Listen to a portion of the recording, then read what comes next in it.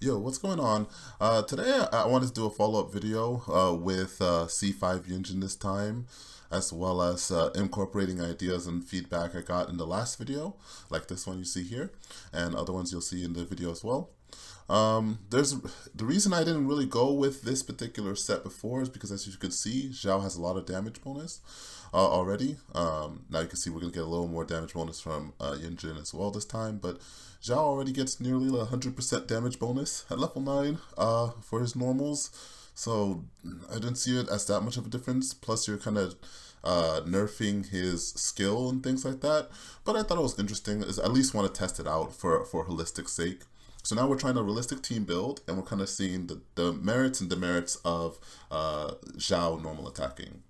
As you can see, one of them already was when you normal attack during a boss, and the boss that moves like that, you're going to be pushed out of a Bennett ult or a Gene ult. As you're going to see here, what ends up happening when you normal attack a little more is that enemies, you're prone to not have as much AoE as you would with a plunge. And again, I'm being pushed out, as well as I'm only able to, even though his attacks, the attack animations are quite wide, you can kind of see that it's not as wide as you would get with the plunge. Plus, the problem in it is that you'll see in this one as well is that you also don't get the iframes and the ability to dodge as well when you're normal attacking with Xiao. You get the same problems that normal attackers usually get, right? Zhao's ult lasts a lot longer than both Yunjin's buff and Zhongli's shield, so a lot of the time you see that I'm gonna have to kind of waste a little bit of my ult duration without any protection. But during the plunge, right, as you'll see, I'm be able to dodge even when Zhongli's shield expires. So and especially because of the double hits from the plunge, you see that my shield shred is actually pretty good as well.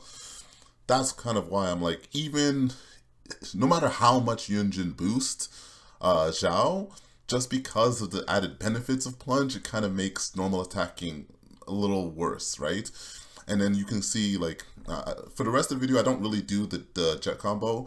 I just do raw plunges to raw normal attacks, because a lot of people I know that they don't care about the combos and things like that. They just want to see, a lot of people just want to turn our brains off and play, so I want to try to accommodate that as much as possible. Just let me know if I should or not, but yeah. Personally, I just made the calls like, all right, let me just do that. But as you can see, this is just going to be unbuffed, only Zhongli's Shred and Georesonance right now. That's what the Zhao's normal do on their own. No buffs, nothing. With the four-piece Glad. For four-piece Glad, that's what you can kind of see so far with these stats. And then we're going to ramp it up. This time we're going to use Bennett and kind of see the little bit of a spike from there.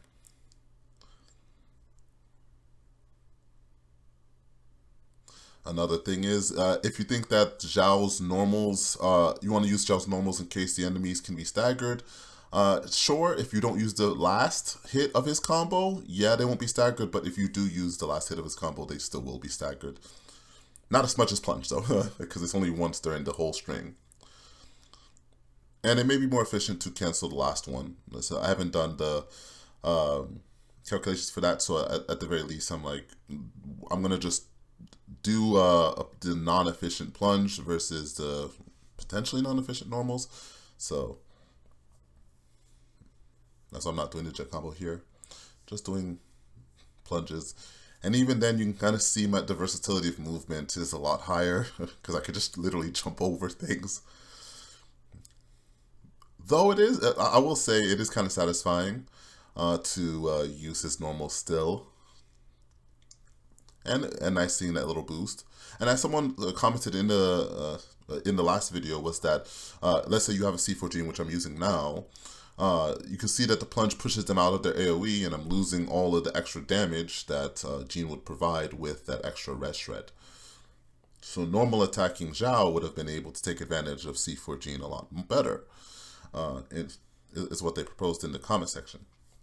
So now we're going to try to put that into action.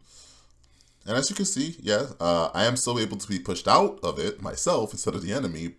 And they are still able to be pushed out as well if you do the last normal. If you don't do the last normal, as you can see, you can kill them inside of the barrier, and you are taking advantage of it more because they're not getting staggered and pushed out. But then I know there's always going to be someone who's going to say, like, okay, why not just take out Yunjin and put in Jean and Bennett instead, right? And I mean, sure, if you don't need Jean, it's going to be two healers on one side. So, I mean, sure is probably better. But, you know, if you're going to use two healers on the same side, it's going to be kind of a little bit of a waste, I would say. But, still. And you lose Geo Resonance, but I would say C4 Jean, if you had it, would be better. But then here as well, you know, I'm comparing for the Wolfhounds because a lot of people say, you know, Wolfhounds kind of nerfs Xiao, right? Because they're constantly moving around, so you kind of lose a lot of DPS there. Maybe normal attacking Xiao would be better in this situation. And maybe it's how I'm playing it, but personally speaking, because I'm charge attacking just so I don't knock them away with the final normal. And even still, I'll say that maybe because I played Plunge longer, but even with all their moving and the stagger, I was still able to do a lot more consistent damage to them, right? Because they're not even able to attack me to apply, you know, corrosion because I'm constantly staggering them. So it's actually kind of good. And then I always knew, one of the comments also mentioned 4-piece Shimenawa. So I was like, all right, we can at least try that out. And I know once you hear 4-piece Shimenawa and Xiao, you're like, what the heck?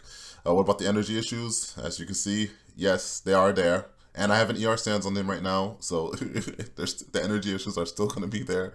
You can see. Yeah, like I'm still struggling with an animal character battering him. So obviously, don't run 4-piece on him because even with the ER stance, it's very hard to get him up. ER stance and C1, by the way. But you're gonna see the damage is still there. And if you say, well, why don't you try this with an attack stance? I highly doubt I'm going to get my ult up if I did that. And if you're able to, the hard part is you're not going to have the same stats because you're going to have to lose crit to be able to do it.